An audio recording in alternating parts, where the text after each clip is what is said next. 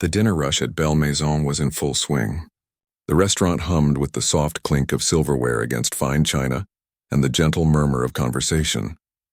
Crystal chandeliers cast a warm glow over white tablecloths and polished silverware. In the corner, a glossy black grand piano sat untouched, a beautiful centerpiece rarely played except on special occasions. Eliza Johnson's feet ached as she balanced 3 plates along her arm. She'd been on shift since 11 that morning, and the clock had just struck 8 in the evening. Her dark curly hair was pulled back in a neat bun, a few strands escaping to frame her face after hours of rushing between tables. Despite her exhaustion, her smile remained genuine as she set down plates in front of an elderly couple celebrating their anniversary. "Your roasted duck with cherry reduction," she said, placing the dishes with practiced grace. "And I added a bit of extra sauce on the side, just as you requested." The woman beamed up at her. "Thank you, dear. You've been so attentive." Eliza nodded, warmth spreading through her chest. These were the moments that made the job worthwhile, the small connections, the appreciation. She needed this job badly. The tips from today's double shift would go straight to her textbooks for the coming semester at the city's music school, where she studied piano performance on a partial scholarship. Through the restaurant's front windows, she spotted a sleek black car pulling up to the curb. The doorman rushed to open the vehicle's door, and out stepped a man in an impeccable tailored suit. Richard Thornton. She recognized him from business magazines and local news. He owned half the real estate downtown and had recently donated a wing to the art museum, with his name emblazoned across the entrance in gold letters. Behind him emerged 3 other men and 2 women, all dressed for an evening of fine dining and self-importance. Eliza suppressed a sigh. Groups like this usually stayed late and often treated the staff like furniture. Still, they tipped well when properly flattered, and she needed every dollar. The host led them to the best table in the house, a round booth with a perfect view of both the restaurant and the street outside. It was in Eliza's section. She took a moment to straighten her black uniform vest and smooth down her skirt before approaching. "Good evening and welcome to Belle Maison," she said, her voice warm and professional. "My name is Eliza, and I'll be taking care of you tonight." Most of the group gave her brief, distracted nods, already engaged in conversation. But Thornton looked up at her, his gaze lingering a moment too long before sliding away without acknowledgement. "We'll start with your best champagne," he said, not bothering to look at her again. "The Cristal 2015. Right away." "Sir," Eliza replied, maintaining her smile despite his dismissive tone. As she walked away, she heard a snippet of their conversation, something about a development project that would revitalize the East Side neighborhood.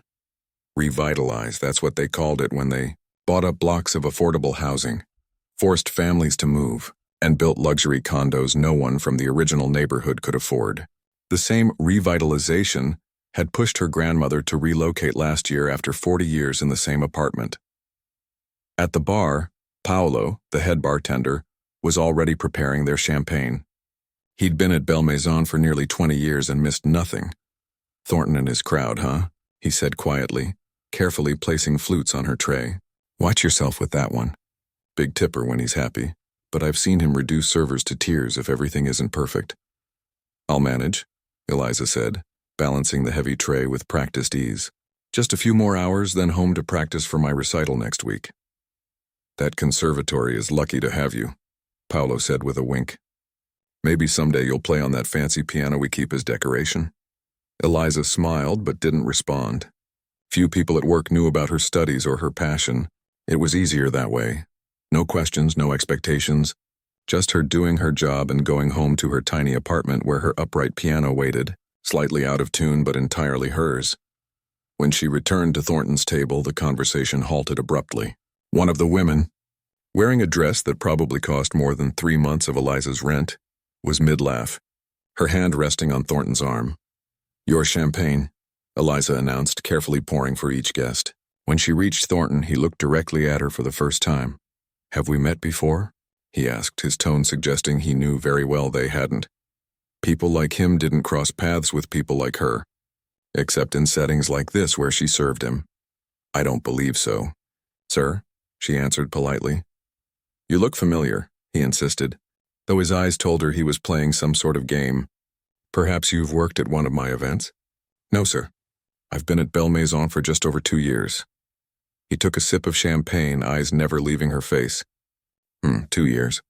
And still serving tables. Not much ambition there, is there? The table went quiet. One of the men looked uncomfortable, glancing down at his menu. Eliza felt heat rise to her cheeks but kept her expression neutral. Would you like to hear tonight's specials? Please, said one of the other men quickly, clearly trying to move past the awkward moment. She described the chef's offerings, focusing on maintaining her professional tone despite feeling Thornton's eyes still studying her. When she finished, he ordered for the entire table without consulting anyone. And make sure the chef knows who he's cooking for, he added. The ribeye needs to be perfectly medium rare. Last time I was here it was overdone. Of course, sir, Eliza said, collecting the menus. As she turned to leave, she felt a light touch on her wrist. And a bottle of the 2010 Bordeaux, Thornton said. That is, if you can remember all that without writing it down. There was a challenge in his voice, a subtle mockery. The woman beside him smirked. The Chateauneuf ribeye, medium rare, with truffle butter, not garlic butter. The Dover sole for the ladies, one with extra capers. The lamb rack for Mr. Davis. And the venison with currant sauce for yourself and Mr. Chen. And the 2010 Bordeaux. Eliza recited calmly. Will there be anything else? Something flickered across Thornton's face. Surprise perhaps quickly masked. That'll do for now. As the evening progressed, Thornton's party grew louder with each bottle of wine. Eliza moved efficiently between her tables but couldn't help noticing how Thornton's eyes followed her. Not with interest or appreciation, but with the calculating gaze of someone looking for flaws. When she brought their main courses, he found one. This steak is closer to medium than medium rare, he declared, though Eliza could see the perfectly pink center. Take it back, I apologize, sir. I'll have the chef prepare a new one immediately. No, he said, waving dismissively. I don't have time to wait. I'll eat this one, but I expect it to be reflected in the bill. Of course, she replied, though they both knew the restaurant would never charge him less. Men like Thornton didn't pay full price for anything. They made sure the world around them absorbed any inconvenience on their behalf. By the time dessert arrived, the party had consumed 3 bottles of wine, and their voices carried throughout the restaurant. Other diners glanced over occasionally, some with annoyance, others with recognition of Thornton. The staff gave the table a wide berth except for Eliza, who had no choice but to continue serving them. You know what I think? Thornton said loudly as Eliza cleared their plates. I think places like this put these pianos out for show, but nobody actually plays them. It's all for atmosphere. His gaze drifted toward the grand piano, then back to Eliza. Something in his expression made her stomach tighten. Actually, sir, she said, unable to stop herself, on weekends, there's often a pianist during dinner hours. Is that so? Thornton raised an eyebrow, turning to his companions. Did you hear that? We've been missing the entertainment. One of the other men laughed uncomfortably. Richard, maybe we should just enjoy our dessert. But Thornton was already motioning to Thomas, the restaurant manager, who hurried over with a practiced smile that didn't reach his eyes. Mr. Thornton, is everything to your satisfaction? Almost, Thornton replied, gesturing toward the piano. Your waitress here tells me you have pianists who play that beautiful instrument, but we've been deprived of music tonight. Thomas's smile faltered slightly. I apologize, sir. Our regular pianist only performs on Fridays and Saturdays. Perhaps on your next visit? Nonsense, Thornton interrupted. Surely someone here can play a simple tune. What about you? He looked directly at Eliza, who had been trying to slip away to fetch their coffee. Do you play by any chance? The question hung in the air, loaded with assumption. Eliza felt every eye at the table on her, saw Thomas's slight shake of the head, a warning not to cause trouble with an important customer. I know a little, she admitted quietly. Which wasn't a lie, though it wasn't the whole truth either. Thornton's face lit up with something that wasn't quite a smile. There we go. Problem solved. Your waitress can provide our entertainment while we finish our meal. Thomas stepped closer to Thornton, lowering his voice. Mr. Thornton, our staff are here to serve food and drinks. Ms. Johnson is in the middle of her shift. And I'm in the middle of spending several $1,000s in your establishment. Thornton replied smoothly. Surely you can spare her for one song. Eliza stood frozen, tray clutched to her chest. She knew what was happening. Thornton wasn't requesting music. He was looking for amusement at her expense. He expected her to embarrass herself, to provide his party with a story they could laugh about later. The waitress who thought she could play. What he couldn't know was that the piano had been her refuge since she was 6 years old. When her grandmother had first placed her small hands on the keys of an old upright piano, he couldn't know about the hours she practiced daily, the scholarship she'd fought for, or the recital she was preparing for that could determine her future. Thomas looked at her apologetically, trapped between keeping a valuable customer happy and protecting his employee. "Eliza, if you wouldn't mind. Perhaps just one short piece?" Around the restaurant, other diners had begun to notice the exchange. Some looked embarrassed for her, others curious. A few servers hovered nearby, witnessing her humiliation with sympathetic expressions. Eliza felt a familiar sensation rising within her, not the shame Thornton expected, but a calm determination she'd inherited from her grandmother, who had faced far worse than this smug man and never bowed her head. "Of course," she said finally, her voice steadier than she expected. "I'd be happy to play one piece." The restaurant seemed to hold its breath as Eliza made her way toward the grand piano. She felt the weight of dozens of eyes following her, the curious glances of other diners, the worried looks from her fellow servers, and most of all, the smug satisfaction radiating from Richard Thornton's table. Thomas, the manager, hurried ahead of her to open the piano, his movements stiff with discomfort. He leaned in as he pulled out the bench for her. "I'm so sorry about this," he whispered. "Just play something simple. Anything. I'll make sure you get compensated for this situation." Eliza gave him a small nod. The bench felt cool beneath her as she sat down, adjusting her position out of habit. The polished black and white keys gleamed under the soft lighting. This piano was far nicer than her worn upright at home, or even the practice rooms at school. A Steinway. She'd played one only twice before, during special recitals. From his table, Thornton raised his wine glass in a mocking toast. "Ladies and gentlemen," he announced, his voice carrying through the now quiet restaurant, "we have a special treat tonight. Our very own. What was your name again, dear?" "Eliza," she said, her voice steadier than she expected. "Ah, yes, Eliza. Our server has graciously agreed to demonstrate her musical talents." He turned to his companions with a theatrical whisper that was meant to be heard. $10 says she can only play chopsticks." One of the women giggled, but the man beside her looked uncomfortable. "Richard, come on. Let's just enjoy our dessert." "What? I'm giving her a chance to shine," Thornton replied, his tone dripping with false innocence. "It's not every day the help gets to showcase their hidden talents." Eliza's fingers hovered over the keys. She could feel her heartbeat in her fingertips. She had two choices: play something simple and forgettable to get through this humiliation quickly, or show this man exactly who she was. Her grandmother's voice echoed in her mind. Never shrink yourself to make someone else comfortable with their assumptions. The memory of her grandmother brought a sense of calm.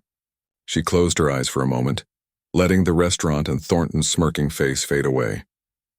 When she opened them again, her hands moved to the keys with purpose. She began softly, the opening notes of Debussy's Clair de Lune flowing from her fingers. It was a piece she knew by heart, one that started gently but built to showcase both technical skill and emotional depth. The first delicate notes seemed to suspend time in the restaurant. At Thornton's table, the smirk began to fade. This was not the fumbling attempt he had expected.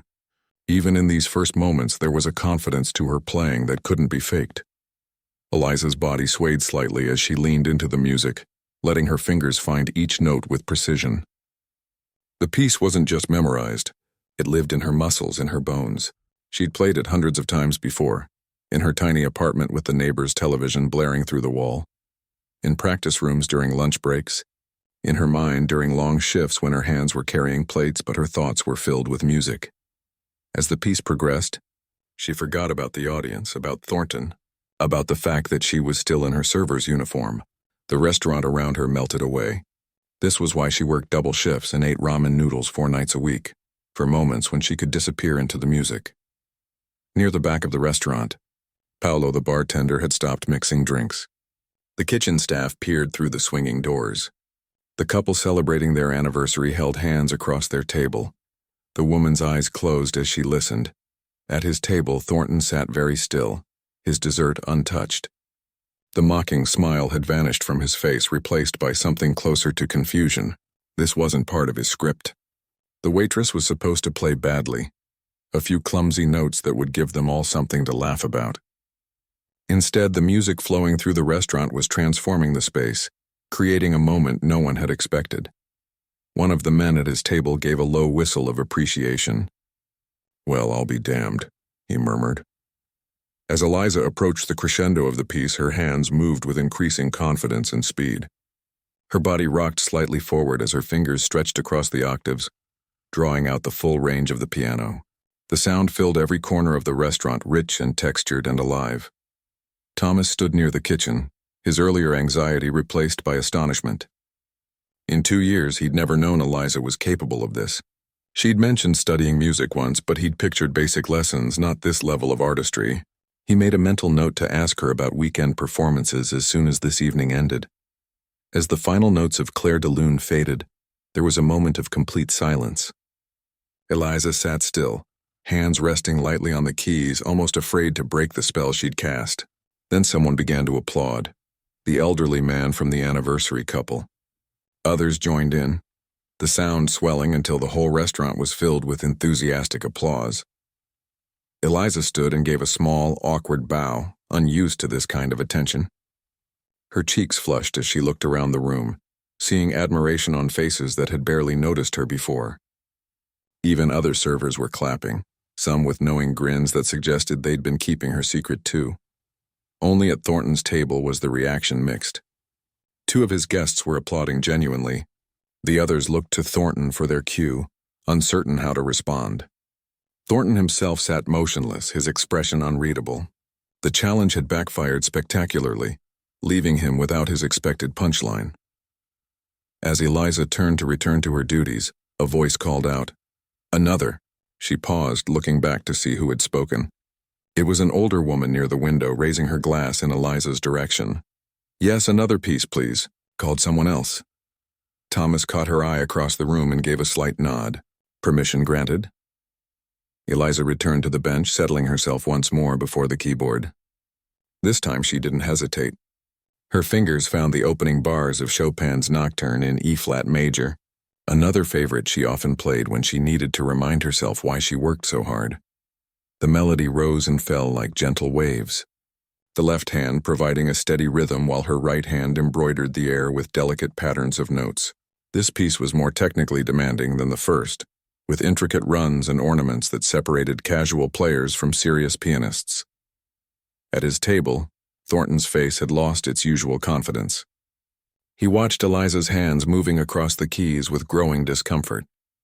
The others at his table were now openly enjoying the performance, their attention completely diverted from him. One of the women was recording the performance on her phone. "Did you know she could play like this?" one of the men asked him quietly. Thornton didn't answer. How could he admit he'd selected her specifically because she seemed an easy target? Because something about her quiet dignity had irked him, had made him want to put her in her place. As Eliza played, memories flooded through her mind. Her grandmother saving for years to buy the upright piano that still sat in the corner of her small living room. The hours they'd spent together, her grandmother's weathered hands guiding her small ones across the keys. The scholarship she'd fought for, the competitions where she'd placed but never quite won enough to change her circumstances. The music spoke of all of it, the struggle, the beauty, the persistence. Her hands moved with increasing confidence, drawing out emotions from the wooden instrument that seemed to surprise even the piano itself, as though it had been waiting for someone who truly understood its voice. When the second piece concluded, the applause was immediate and even more enthusiastic. Someone whistled. An older gentleman at a corner table was dabbing at his eyes with a napkin. Eliza stood again, giving another small bow. This time she allowed herself a genuine smile, not the practiced one she used for customers, but the one that came from deep satisfaction, from being truly seen. "Thank you," she said simply, then turned to go back to work. But as she stepped away from the piano, she found Thomas waiting for her. "Eliza," he said, his voice hushed with amazement. "Why didn't you tell me you could play like that?" "That was unextraordinary," she shrugged slightly. "It never came up." "Well, it's coming up now," he said firmly. "We need to talk about weekend performances. We pay our pianist on Fridays and Saturdays." "The position should be yours." Eliza blinked in surprise. Playing for pay rather than serving tables would mean more time for her studies, more practice hours, and less physical exhaustion. "I'd like that," she said carefully. "Thank you." "No, thank you," Thomas replied. "Now take a moment to collect yourself. I'll cover your tables for a few minutes." As Thomas walked away, Eliza noticed a man approaching her. He was well-dressed but not flashy, with kind eyes and gray at his temples. He'd been dining alone at a small table near the piano. "Excuse me," he said, extending his hand. "My name is Daniel Rivera. I'm with Eastside Music Academy." That was quite remarkable. Eliza shook his hand, still slightly dazed from everything that had happened. "Thank you. I'm Eliza Johnson. Ms. Johnson, we're hosting a young artists showcase next month. After what I just heard, I'd very much like you to consider performing. It's an excellent opportunity for networking and exposure." He handed her a business card. Eliza took it, running her thumb over the embossed letters. Eastside Music Academy was prestigious, the kind of place that launched careers. "I'd be honored," she said, tucking the card carefully into her pocket. As Rivera returned to his table, Eliza finally allowed herself to look toward Thornton's group. Most were chatting among themselves, the incident already becoming an anecdote to share later. But Thornton was watching her, his expression a complex mix of embarrassment and something else. Perhaps respect, or at least the beginning of it. Their eyes met across the restaurant. After a moment, he gave her a small, tight nod, not quite an apology, but an acknowledgement. She returned it with the same slight movement, neither submissive nor triumphant. Then she straightened her vest, tucked a stray curl behind her ear, and walked back toward the kitchen to continue her shift. There were still tables to serve, bills to process, and duties to complete. But something had shifted, both in how others saw her and in how she carried herself. The challenge meant to diminish her had instead created an opening, a chance to be recognized for who she truly was. The rest of Eliza's shift passed in a blur. Customers who had witnessed her performance kept stopping her to offer compliments. Some even asked if she had recordings they could purchase or if she performed regularly somewhere in the city. Each time she thanked them with genuine surprise, unused to being the center of such positive attention. Even her fellow servers treated her differently, with a new sort of respect in their eyes. Luis, who had worked at Belle Maison even longer than she had, gave her a playful bow when they passed in the service corridor. "All this time," he said, shaking his head with a grin, "we had a secret genius among us, carrying plates and taking orders." Eliza laughed, feeling lighter than she had in months. "Still carrying plates," she reminded him, nodding toward the tray in her hands. "For now," Luis replied with a wink. By the time Thornton's party prepared to leave, the mood at their table had shifted dramatically. Gone was the loud, domineering energy from earlier. Instead, they spoke in hushed tones, occasionally glancing toward Eliza as she moved between her other tables. When it came time to settle the bill, Thornton waved away the credit card machine Thomas offered and instead handed over his black card. "I'll take care of it," he said, his voice lacking its earlier sharpness. Then, in a quieter tone that Eliza could barely hear from where she stood nearby, "And add a $500 tip for the waitress." Thomas's eyebrows shot up, but he simply nodded and processed the payment. Thornton's companions were already standing, gathering coats and bags when he remained seated, looking toward Eliza with an expression she couldn't quite read. As the others headed for the door, he finally stood and approached her where she was refilling water glasses at a nearby table. "Ms. Johnson," he said, his tone formal, almost stiff. Eliza straightened, turning to face him directly. "Mr. Thornton." He seemed to struggle for words, unusual for a man known for his confident public speaking. "That was unexpected," he finally said. "The music? Yes, you're quite talented." He paused, then added, "Where did you study?" "I'm still studying," she replied. "City Conservatory on scholarship. I work here to cover the rest of my expenses." Something crossed his face, on surprise perhaps, or even guilt. "I see." An awkward silence stretched between them. One of his associates called from the door, but Thornton waved them on. "I want to apologize," he said suddenly, the words coming out in a rush. "My behavior earlier was inappropriate. I made assumptions that were clearly unfounded." Eliza hadn't expected an apology. From what she knew of Richard Thornton, he wasn't a man who admitted mistakes easily. "Thank you," she said simply. "I accept your apology," he nodded, seeming relieved. Then, Reaching into his jacket pocket, he pulled out a business card. I serve on the board of the Symphony Foundation. We're always looking for new talent for our outreach programs. If you're interested. He held out the card. Eliza looked at it for a long moment before taking it. This was the second business card she'd received tonight, opportunities she couldn't have imagined at the start of her shift. I'll think about it, she said carefully. Please do. He hesitated, then added, You have a rare gift, Ms. Johnson. It would be a shame for it to remain hidden in a restaurant, no matter how fine the establishment. With that, he gave her a small nod and walked away. Joining his waiting associates at the door, Eliza slipped the card into her pocket alongside the one from Daniel Rivera. Her mind was spinning. In the span of a single evening, her world had cracked open, revealing possibilities she'd dreamed of but never truly believed would come her way. By midnight, the last customers had left and the staff was busy with closing duties. Eliza wiped down tables, refilled salt and pepper shakers, and helped Luis reset the dining room for tomorrow's service. Through it all, the events of the evening kept replaying in her mind. As she folded the last cloth napkin, Thomas approached with an envelope. Your share of tonight's tips, he said, plus something extra from Mr. Thornton. Eliza took the envelope, feeling its unusual weight. Thank you. And about what we discussed earlier, Thomas continued. I spoke with the owner, and we'd like to offer you the weekend pianist position. It pays $200 per night, plus your share of the tip pool, Friday and Saturday evenings, 7 to 11. The offer hung in the air between them. It was more money for fewer hours, doing something she loved instead of carrying heavy trays and dealing with difficult customers. It would mean more time for her studies for practice. Can I think about it? She asked, surprising both Thomas and herself. An hour ago, she would have accepted immediately. Thomas blinked. Of course. But may I ask why you need to think it over? I thought you'd be thrilled. Eliza wasn't entirely sure herself. The pianist job was a good opportunity, certainly better than waiting tables. But something about the two business cards in her pocket made her hesitate, doors opening to paths she hadn't considered possible before tonight. I just want to consider all my options, she said. Finally, after finishing her closing duties, Eliza changed out of her uniform in the small employee bathroom. The envelope from Thomas contained over $700, more than she usually made in a week. The money would help with next semester's books, maybe even allow her to cut back on some shifts to focus more on her upcoming recital. Outside, the night air was cool and refreshing after hours in the busy restaurant.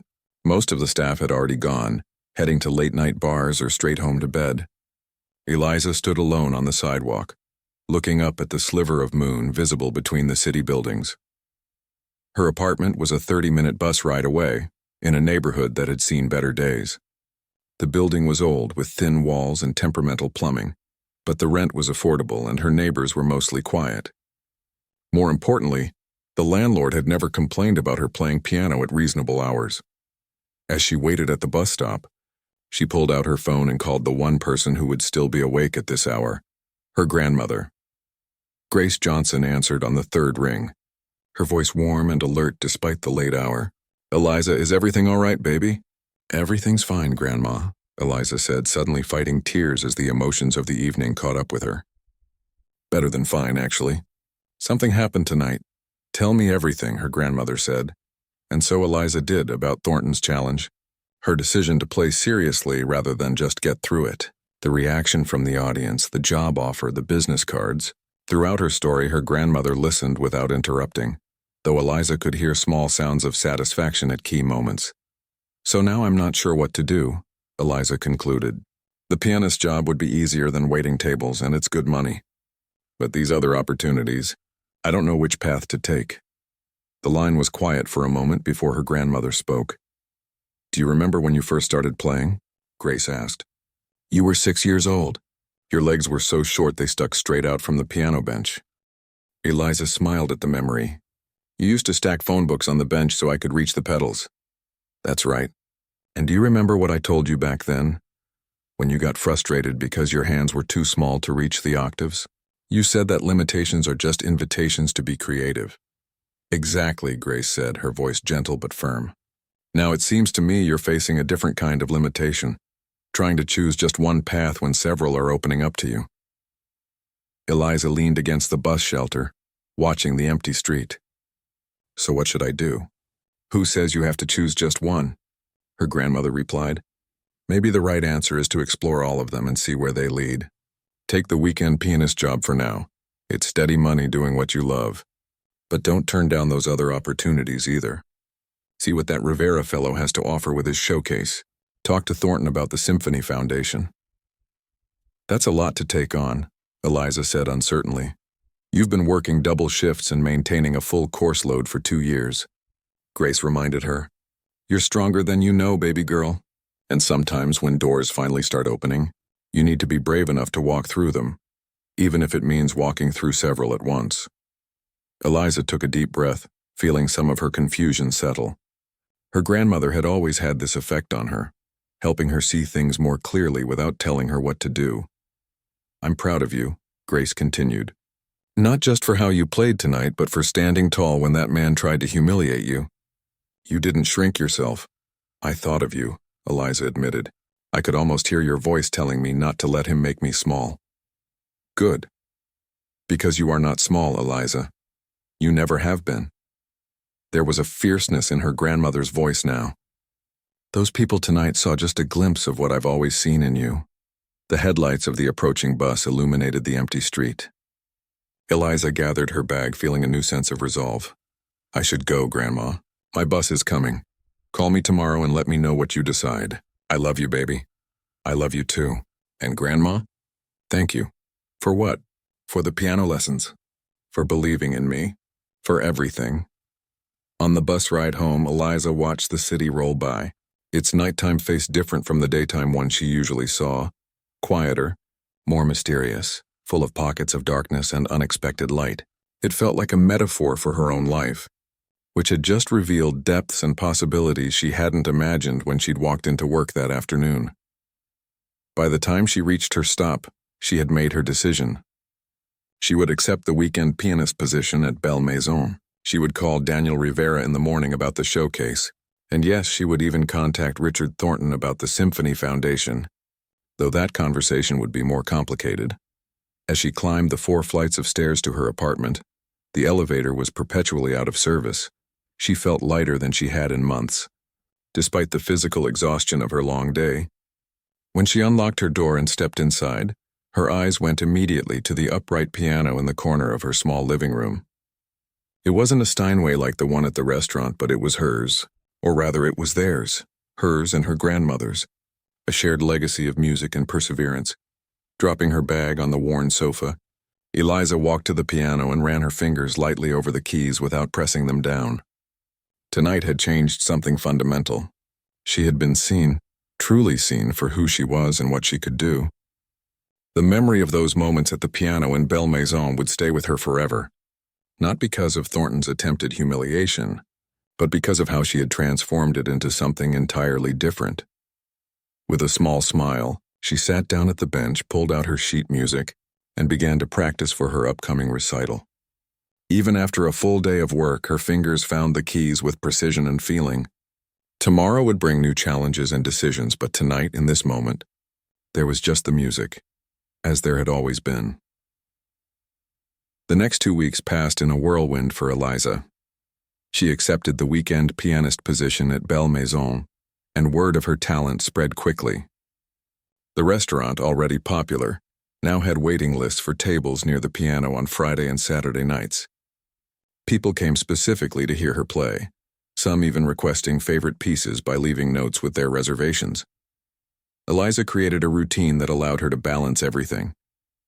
She reduced her waitressing shifts to 3 lunch periods a week, played piano at the restaurant on weekends, attended her classes, practiced daily, and somehow still found time to prepare for both her school recital and Daniel Rivera's showcase. She had called Rivera the morning after their meeting, and he'd been delighted to include her in the upcoming event. I've already told several colleagues about you, he'd said. There's considerable interest in hearing you perform. As for Richard Thornton, that situation was more complicated. Eliza had waited a full week before calling the number on his card, and when she finally did, she was directed to his assistant. The conversation was brief and professional, resulting in an appointment to meet with representatives from the Symphony Foundation the following month. Life was busier than ever, but it was good busy, the kind filled with purpose and progress rather than just exhaustion. On a crisp Tuesday afternoon, Eliza sat in a practice room at the conservatory, working through a challenging passage in Chopin's Ballade No. 1 in G minor. This was the piece she'd chosen for Rivera's showcase, and, while she knew it well, there were still sections that demanded her full concentration. Her fingers stumbled over a particularly difficult run, and she sighed, flexing her hands before trying again.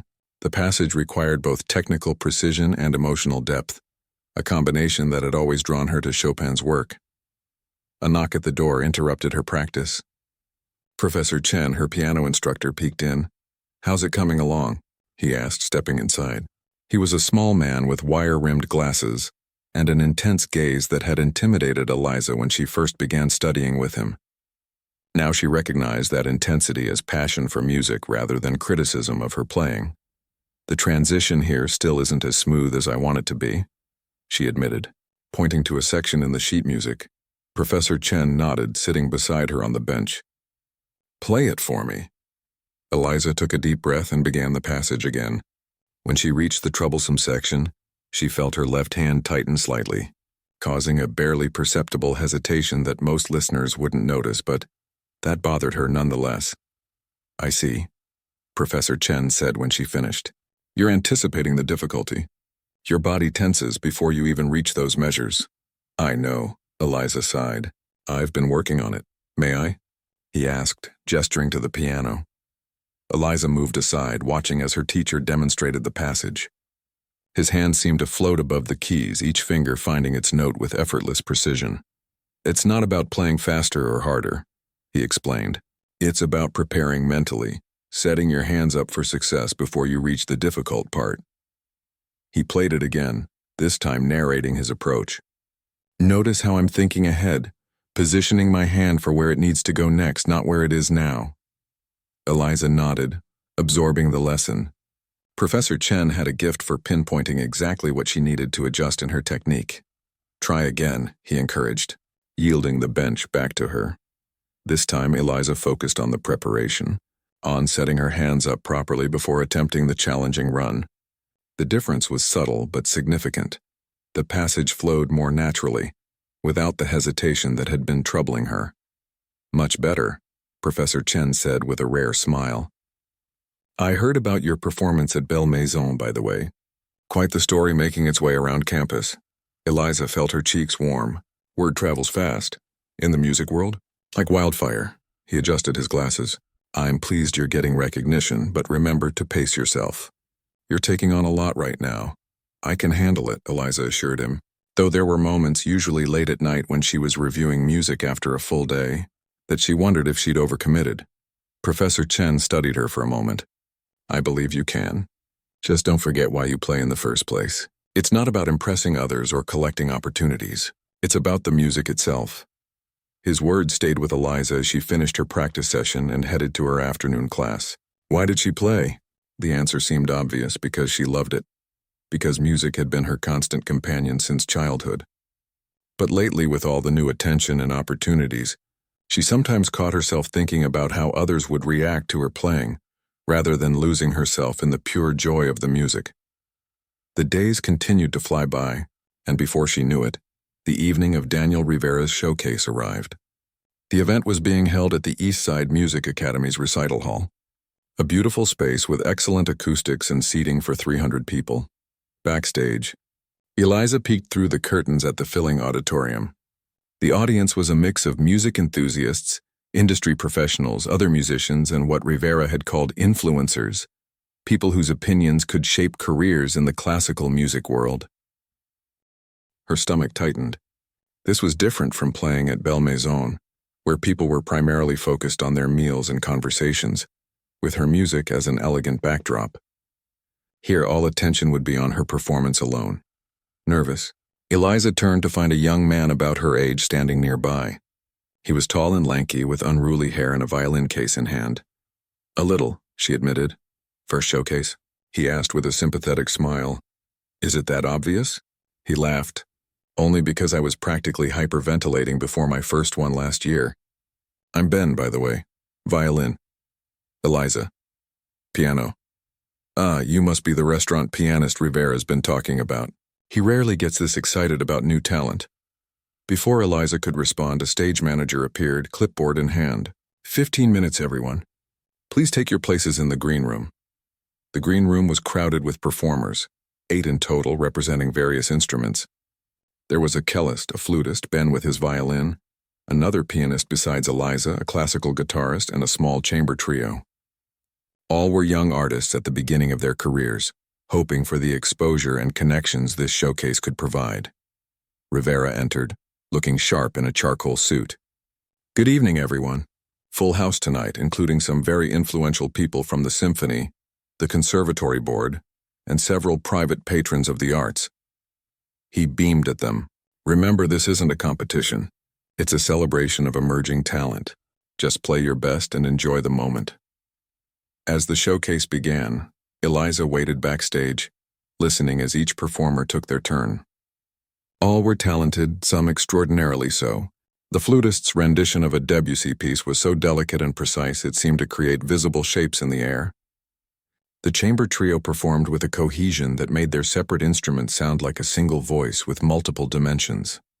When Ben took the stage with his violin, Eliza watched on the monitor. His earlier easygoing manner transformed completely as he played, his body becoming an extension of the music, swaying and bending as the melody demanded. The audience responded with enthusiastic applause. Eliza was scheduled to perform last, the position Rivera had called the anchor spot. As the penultimate performer left the stage to warm applause, Eliza took deep breaths, centering herself. You're up, Ms. Johnson, the stage manager said quietly.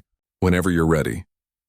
Eliza nodded, smoothed down her simple black dress, bought secondhand but elegant nonetheless, and walked onto the stage. The lights were brighter than she'd expected, making it difficult to see individual faces in the audience. Perhaps that was a blessing. The grand piano waited at center stage, its lid raised to project the sound fully into the hall. It was another Steinway, even finer than the one at Belle Maison. As Eliza took her seat and adjusted the bench, she allowed herself a moment to appreciate the beauty of the instrument before her. Looking out at the audience, she was startled to see a familiar face in the front row. Her grandmother sat there, elegant in her best blue dress, the one she wore only for church and special occasions. Beside her was Thomas from the restaurant, and next to him, surprisingly, sat Richard Thornton. Eliza hadn't expected any of them to attend. She'd mentioned the showcase to her grandmother but hadn't pressed her to come, knowing the venue was across town from her home. She hadn't told Thomas or Thornton about it at all. The sight of her grandmother's encouraging smile steadied her nerves. Grace Johnson had been her first teacher, her most constant supporter. Having her here felt right. Eliza positioned her hands above the keys and began to play the Chopin ballade. The opening notes were gentle, almost questioning, before building into the more complex themes that made this piece a favorite among serious pianists. As she played, Eliza remembered Professor Chen's advice. This wasn't about impressing others. It was about the music itself, the story it told, the emotions it conveyed. She let herself sink into the piece, her fingers finding each note with precision born of countless hours of practice. The troublesome passage approached, and Eliza prepared for it mentally, positioning her hands just as Professor Chen had demonstrated. When she reached it, her fingers flew across the keys without hesitation, the notes flowing naturally one into the next. The piece built toward its dramatic conclusion, demanding more and more from the performer, technically, physically, emotionally.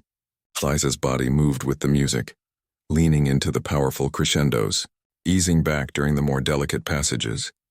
In those moments on stage, everything else fell away. The audience, the pressure, the new opportunities, even her own thoughts. There was only the music speaking through her hands, telling its story of longing, struggle, and ultimately, triumph. As the final chords resounded through the hall, Eliza held perfectly still, letting the sound fill the space and gradually fade. Only when the last vibration had dissipated did she lift her hands from the keys. For a heartbeat, there was complete silence. Then the applause began, first a few hands, then more joining in, building to a standing ovation. People rose to their feet, applauding with genuine enthusiasm. Someone called "Bravo" from the back of the hall.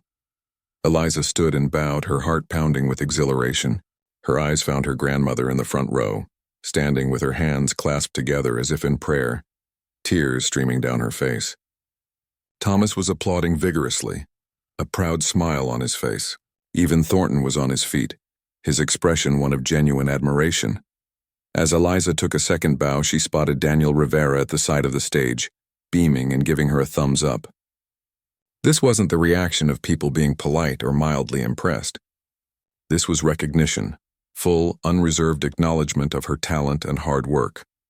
When she finally left the stage, the other performers were waiting in the wings, offering congratulations and praise. Ben gave her a playful bow. "So that's how it's done," he said with a grin. Rivera appeared, practically vibrating with excitement. "Extraordinary, Ms. Johnson. Absolutely extraordinary. There are at least 3 people who want to speak with you at the reception, including the director of the summer festival and a representative from Archer Records." Eliza nodded, still catching her breath, still riding the wave of energy that came from a successful performance. "Thank you for this opportunity," she said simply. "No, my dear," Rivera replied, clasping her hand warmly. "Thank you for proving me right when I told everyone you were something special." As the performers gathered for the final curtain call, Eliza stood among them, no longer feeling like an outsider or an imposter. She belonged here on this stage in this world of music and performance. The journey was far from over. In many ways, it was just beginning. There would be more challenges ahead, more doors to open, more music to master. But in this moment, as the applause washed over her, Eliza knew with absolute certainty that she was on the right path. The reception after the showcase buzzed with energy. The elegant lobby of Eastside Music Academy had been transformed with standing tables draped in white cloths, servers circulating with champagne and hors d'oeuvres, and small clusters of people engaged in animated conversation. Soft lighting from wall sconces created a warm, inviting atmosphere that encouraged mingling. Eliza stood near one of the tall windows, a glass of sparkling water in hand, still riding the high of her performance. Several people had already approached to compliment her playing, each conversation opening doors to possibilities she'd never imagined just weeks ago. "There she is," a familiar voice called. Eliza turned to see her grandmother making her way through the crowd, arms outstretched. Grace Johnson might be in her 70s, but she moved with the same purposeful energy she'd always had, people naturally stepping aside to let her pass. "Grandma," Eliza embraced her, careful not to spill her drink. "I can't believe you came." "How did you even know about it?" "You think I'd miss my granddaughter's big moment?" Grace pulled back to look at her, eyes shining with pride. "That young man from the restaurant called me, Thomas. Said he thought I should be here. Even sent a car to pick me up." Eliza blinked in surprise. She'd mentioned her grandmother to Thomas in passing, but hadn't expected him to go to such lengths. "And you're playing," Grace continued, squeezing Eliza's hands. "Lord have mercy, child. You had that whole room in the palm of your hand." "I was so nervous," Eliza admitted. "But when I saw you sitting there, everything felt right." "You didn't look nervous. You looked like you belonged on that stage." Grace's voice softened. "Your mother would have been so proud." The mention of her mother, gone 15 years now, brought a lump to Eliza's throat. "I wish she could have been here." "She was," Grace said simply. "In every note you played." Before Eliza could respond, Thomas appeared beside them, 2 flutes of champagne in hand. He offered one to Grace with a small bow. "Ms. Johnson, your granddaughter is the talk of the evening," he said, his usual professional reserve replaced by genuine excitement. "Always has been the talk of wherever she goes," Grace replied with a wink, accepting the champagne. "Now tell me how you managed to keep her talent a secret at that restaurant of yours for 2 whole years." As Thomas laughed and launched into an explanation, Eliza noticed Richard Thornton standing across the room, deep in conversation with Daniel Rivera and an elegant older woman she didn't recognize. Thornton caught her eye and gave a small nod before turning back to his companions. A moment later, Rivera broke away from the group and hurried over to Eliza, his face alight with enthusiasm. "Ms. Johnson, there you are. There are several people very eager to meet you." He gestured toward the woman who'd been speaking with Thornton, including Mrs. Eleanor Winters, chairperson of the Summer Festival Committee. Eliza exchanged a quick glance with her grandmother, who nodded encouragingly. "Go on," Grace said. "Your old grandma will be fine right here with this nice young man and his champagne," Thomas chuckled. "It would be my pleasure to keep you company, ma'am." With a grateful smile at Thomas, Eliza followed Rivera across the room. As they walked, he leaned in to speak quietly. "Mrs. Winters rarely attends these showcases anymore, but she made an exception tonight after hearing about you from Mr. Thornton. She's very particular about which artists are invited to the summer festival, and she has considerable influence." The summer festival was one of the most prestigious classical music events in the region, a 2-week celebration featuring established stars alongside carefully selected emerging talents. Being invited to perform there could launch a career overnight. As they approached, Thornton and Mrs. Winters turned to greet them. Up close, Eliza could see that Mrs. Winters was older than she'd initially appeared, perhaps in her late 70s, but she carried herself with a regal bearing that commanded attention. Her silver hair was styled in an elegant bob, and she wore a simple but obviously expensive black dress accented with a striking pearl and emerald brooch. "Mrs. Winters, may I present Eliza Johnson?" Rivera said formally. The older woman extended her hand. "Ms. Johnson, your performance this evening was quite extraordinary. You play with both technical precision and emotional depth, a rare combination, particularly in one so young." "Thank you," Eliza replied, surprised by the firmness of the woman's handshake. "That means a great deal coming from you. Mr. Thornton here has been singing your praises," Mrs. Winters continued with a sidelong glance at Thornton, "though he failed to mention how you two became acquainted." Thornton cleared his throat, looking uncharacteristically uncomfortable. "It's rather an unusual story." "Those are often the best kind," Mrs. Winters replied with a raised eyebrow. Eliza hesitated, unsure how much to reveal. The truth might embarrass Thornton, yet anything less felt dishonest. To her surprise, Thornton spoke first. "I behaved abominably," he said frankly. "I was dining at Belle Maison, where Ms. Johnson worked as a server. I challenged her to play the restaurant's piano, expecting to be entertained by her lack of skill." Mrs. Winters' expression didn't change, but her eyes narrowed slightly. "Instead," Thornton continued, "I was taught a valuable lesson about assumptions and prejudice. Ms. Johnson played beautifully, far beyond what anyone might expect from someone with no formal introduction or credentials. It was humbling." The older woman studied him for a moment before turning back to Eliza. "And you're still working at this restaurant?" "Only as a weekend pianist now," Eliza explained. "I'm completing my final year at City Conservatory." "On scholarship," Rivera added. Mrs. Winters nodded thoughtfully. "Well, Ms. Johnson, I believe you would be an excellent addition to our Young Artists series at this year's summer festival. We offer a modest stipend, of course, and the exposure is invaluable. Would that interest you?" Eliza felt her heart skip. "Yes, absolutely. It would be an honor." "Excellent. My assistant will be in touch with the details." Mrs. Winters smiled, a warm expression that transformed her serious face. "I look forward to hearing how your talent develops. Now, if you'll excuse me, I see an old friend I must greet." As Mrs. Winters moved away, Thornton lingered. "Congratulations," he said. "An invitation from Eleanor Winters is not given lightly." "Thank you," Eliza replied. "And thank you for coming tonight. I didn't expect to see you here." Thornton looked somewhat sheepish, an expression Eliza would never have associated with him before. "I wanted to see if what I witnessed at the restaurant was a fluke or the real thing." He paused. It was most definitely the real thing. Before Eliza could respond, Rivera excused himself to attend to other guests, leaving her alone with Thornton. "Have you given any thought to the Symphony Foundation opportunity we discussed?" Thornton asked. "I have," Eliza said, "but I'm still not entirely clear on what it entails." Thornton nodded. "It's a new initiative, bringing classical music education to schools in underserved neighborhoods. We're looking for talented musicians who can not only perform but also connect with young people, inspire them." He hesitated, then added, "Your background might make you particularly effective in this role." Eliza considered this. Teaching hadn't been part of her career plan, but the idea of introducing children to music, perhaps discovering hidden talents like her own, held a certain appeal. I'd like to learn more, she said finally. Wonderful. We can discuss the details at our meeting next month. Thornton paused, seeming to choose his next words carefully.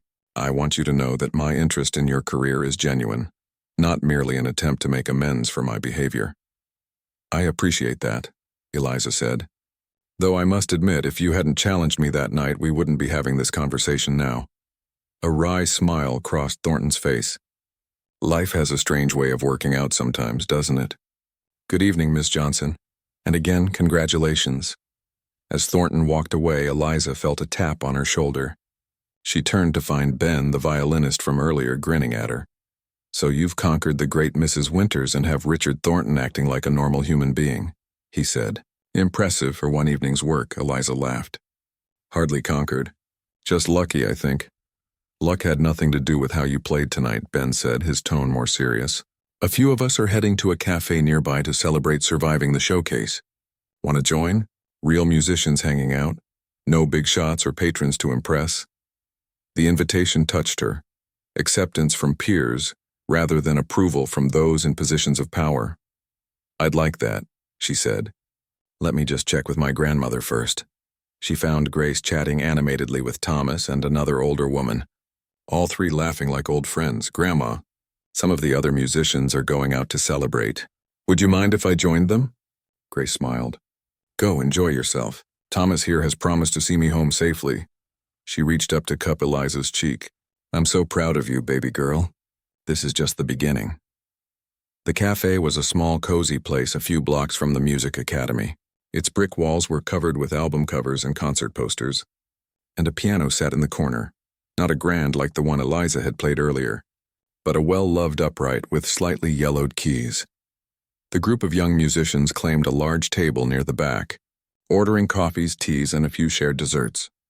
Conversation flowed easily, about music, teachers, the difficulties of balancing practice with paying bills, and dreams for the future. So what's next for you? Asked Lily, the flutist whose Debussy piece had so impressed Eliza earlier. Summer festival, apparently, Ben answered before Eliza could speak. Mrs. Winters practically adopted her on the spot. The others reacted with a mixture of congratulations and good-natured envy. It's still sinking in, Eliza admitted. A month ago, I was just a waitress who played piano when she could find the time. And now? Lily prompted. Eliza considered the question. So much had changed so quickly. Now I'm a pianist who used to be a waitress, she said finally. And I'm figuring out what that means. Later, as the gathering began to break up, the cafe owner approached their table. I couldn't help overhearing that you're all musicians, he said. We have open mic nights on Wednesdays. Not your usual classical venue, but we get a good crowd. Ben immediately volunteered to bring his violin the following week. Others made tentative commitments depending on their schedules. The owner turned to Eliza. What about you? We'd love to have a pianist of your caliber. Eliza glanced at the upright piano in the corner. It wasn't a Steinway. The acoustics weren't perfect. The audience would be coffee drinkers rather than classical music patrons. And yet there was something appealing about the idea. Playing in a relaxed setting, perhaps exploring music beyond her classical training. I'll think about it, she promised. Outside, the night air was cool and clear. Stars were visible despite the city lights, bright points against the dark sky. Eliza said goodbye to her new friends, exchanging phone numbers and promises to meet again soon. As she waited for the bus that would take her home, she reflected on the evening, the performance, the reception, the offers and opportunities that now lay before her. The road ahead wasn't perfectly clear, but it was full of possibilities that she could never have imagined when she walked into her shift at Belle Maison just weeks ago. Her phone buzzed with a text from her grandmother. Hope you're having fun. So proud of you. Love you to the moon and back. Eliza smiled, typing a quick reply before slipping the phone back into her purse. The bus appeared around the corner, its headlights cutting through the night. As it pulled up to the stop, she took one last look at the stars above. Her life had changed because a wealthy man had tried to mock her, only to be left speechless by her talent.